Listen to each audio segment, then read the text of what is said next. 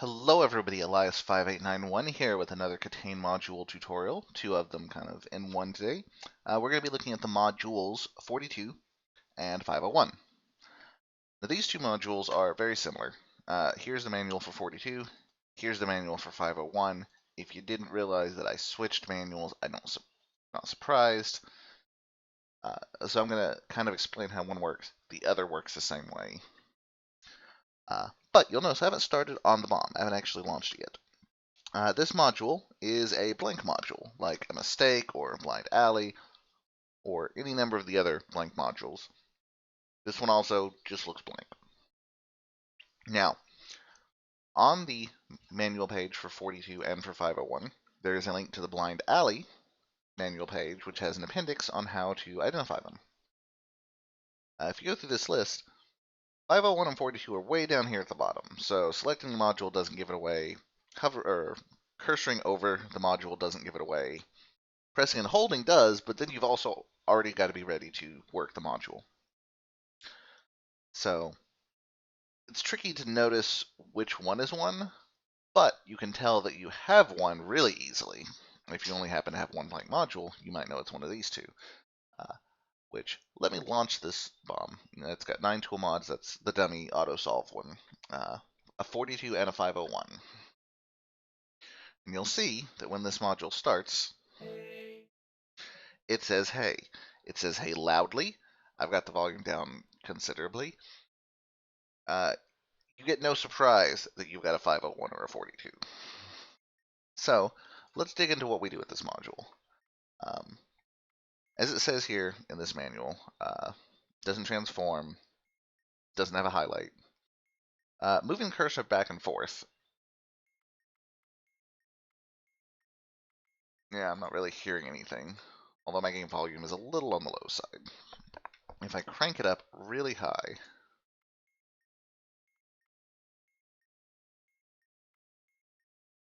I think I can occasionally hear like the clicking of changing, like that click when I change highlight.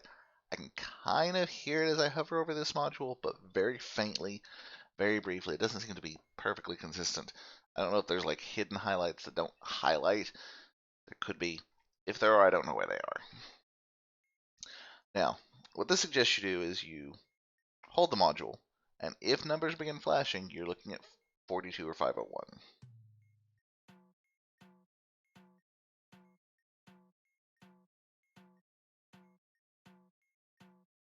And you're going to let go when it goes blank again. Both of them do this, and that's sort of the basis of how the module works. When you hold it, it's going to cycle through numbers. Before you have any solves, it's going to cycle specifically through 0, 0, or 0, 0, 0. And if you let go, either at the very beginning or on a wrong number, you get a strike. Now, what is a wrong number? Well, for 42, the 2-digit one that is down here, the wrong number is anything besides 42. And for 501, the wrong number is anything besides 501. So your goal is you hold the button, you let it cycle through numbers. It'll always display 10 numbers from 0 to the maximum for that number of digits. So 42, so 100 or 1,000 possibilities. And you let go if you find the key number, the number in the title of the module.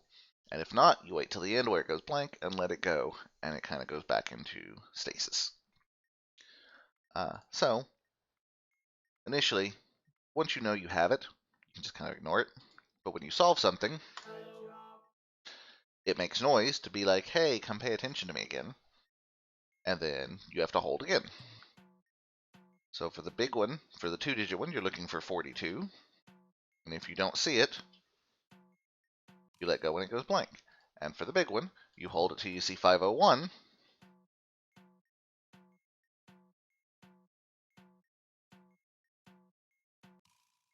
And if it doesn't show up, then you let go when it goes blank. And then you solve another module. Lather, rinse, repeat. Now, I'm going to be quite frank. This is slow. This is taking about, let's actually time it. We'll hit this when it hits 620.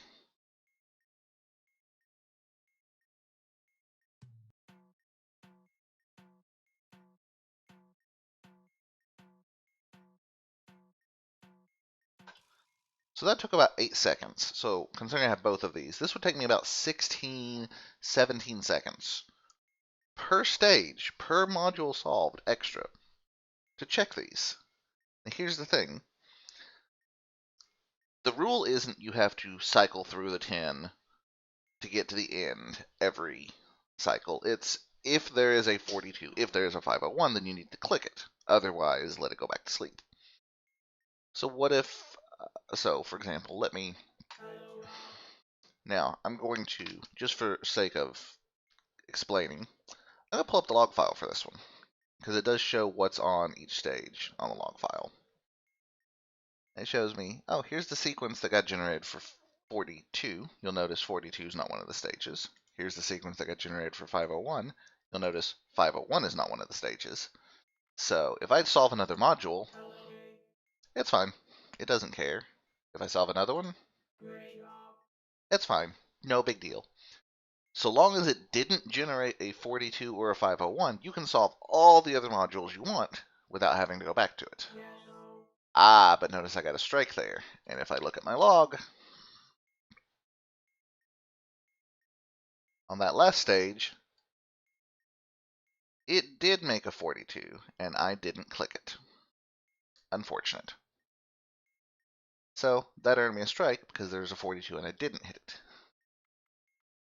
That leads this bomb to doing something that I think is a little bit interesting, and I'm going to explain this while I'm actually going to cheat this one and just look at the log the whole way through.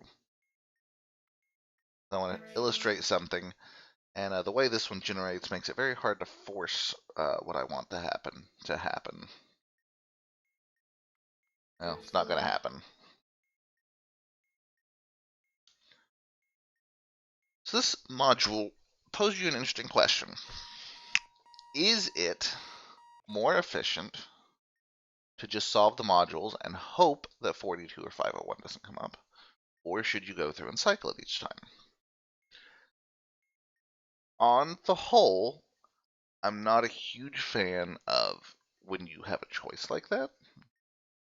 I think if you have a choice like that, the answer should always be just solve the module. Or in this case, cycle through it and then go back.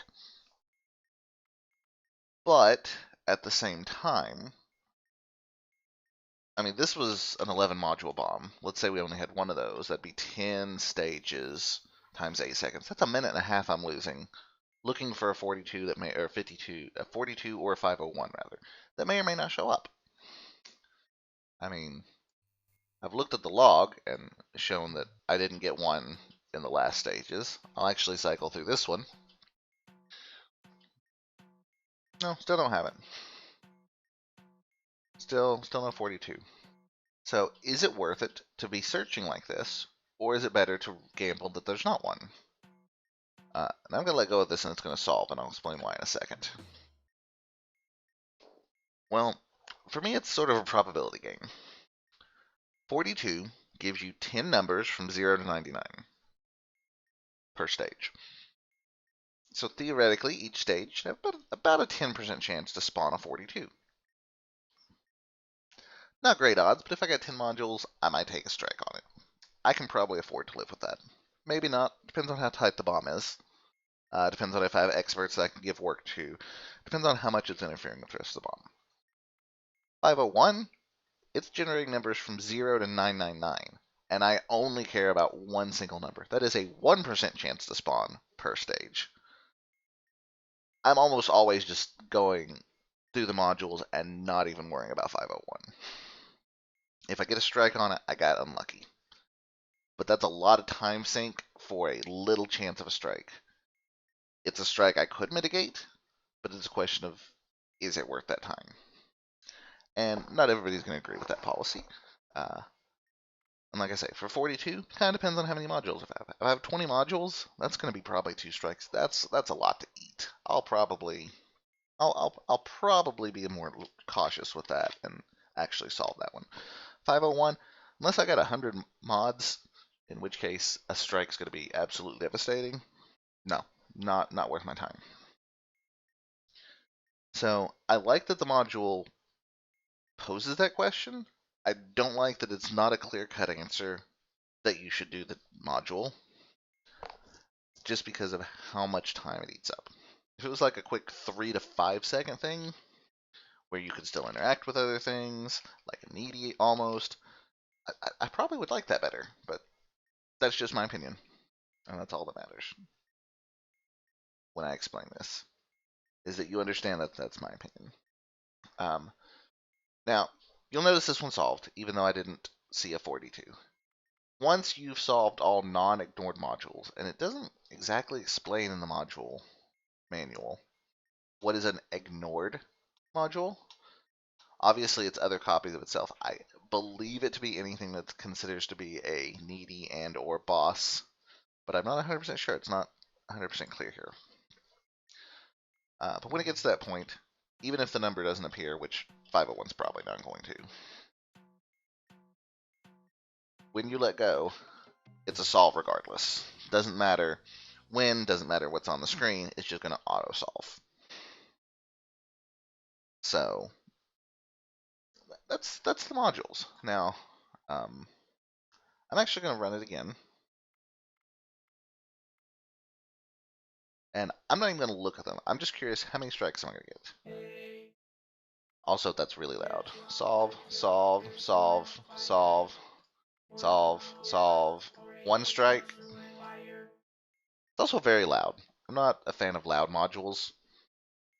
But you'll see there, one strike over 9 modules. And I'm willing to bet it's on 42. If it's on 501, I'd be really impressed. Nope, it was on 42. I haven't mentioned how you actually solve it. When you do this cycling thing between stages, let's say I was supposed to do it on 41, that was my number. I just cycle through, and if I see the number I'm looking for, I let go on that number. And it does the exact same thing. It goes to nice, it deactivates. So you do really only have to do it once, or find the number once, which is nice. It's immediate kick out. It is a module that is not, it generates the numbers on the fly. So like the two bombs, you'll notice that the 42 and the 501 were in the same spot. I actually use the same seed for both those bombs, but the numbers generated each stage differed. So all other things being considered, there's no guarantee that this is going to be I can find the number in the first stage and then it's done correctly, or I can gamble 99 times and never hit it and it doesn't matter. Versus it's going to have 42 in 13 different patterns, and I'm going to strike like crap if I don't look for it legit. It has a variability that I'm not personally a fan of. Anyway, though, that's a lot of discussion about different aspects of it, but that's really what there is for 42 and 501. Like I say, they're essentially the same module. One is a 2-digit version, one is a 3. The 3, you obviously have a less chance of striking if you don't actually look for the numbers. And it's loud. Be prepared for it to be loud. For example, if I do this, which I'm going to regret as soon as I do it, 11 501s, I imagine this is going to really be bad. Yep. So be aware that if they jump on each other like that, it's not a good time. Not a good time.